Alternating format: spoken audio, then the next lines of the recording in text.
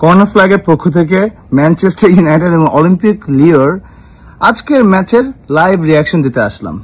So আপনারা তো জানেন ভাই, আমরাই তো ম্যানচেস্টার ইউনাইটেডের ফ্যান। খেলা দেখলাম, খেলা দেখে হতাশ, আবারও হতাশ। 2-2 এটা নিয়ে হতাশ না আর কি। ম্যানচেস্টার খেলা দেখলেই ভাই কান্না লাগে।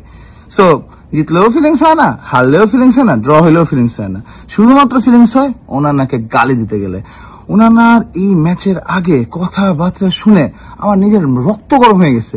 মাহতিজের মতো একটা ভদ্র মানুষ, I love him, he was a great player, he provide us great service. এরকম একটা ভদ্র মানুষকে সে খেপাই দিছে এবং মাথিজের কথা সে আবার উল্টো রেসপন্সও দিছে। ট্রফিতে চুমা খেয়ে বলে যে আমি ইউনাইটেডের হয়ে ট্রফি তুলছি। লজ্জা নাই ভাই, লজ্জা নাই। এই ওনানা টাইপ প্লেয়ারদেরকে যতদিন আপনি বিদায় করতে পারেন নাই, ইউনাইটেডের কোনো গতি নেই আর কি। মানে খেলা দেখলে স্ট্রাইকিং এ হলুন দৌড়াচ্ছে, লাইক হোয়াট ইজ দিস। 45 মিনিটসে মনে হয় পুরো টিমকে তুলে ফেলে আর কি।